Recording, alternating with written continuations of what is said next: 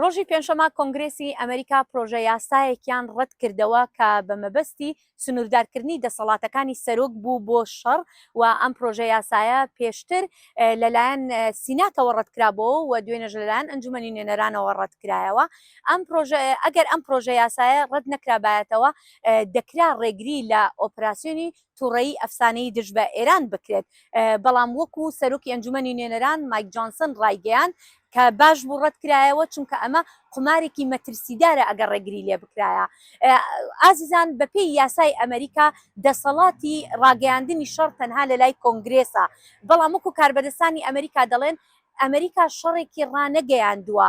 ئەمریکا لە ئێستادا تەنها ئەمە وەکو ئۆپراسیۆنێکی دژ بە ئێران وایە، ئۆپراسیۆنێکی کاتی دژ بە ئێرانە بۆ سنووردارکردنی دەسەڵاتەکانی ئێران و هەروەها بۆ نەهێشتنی هەڕەشەکانی ئێران.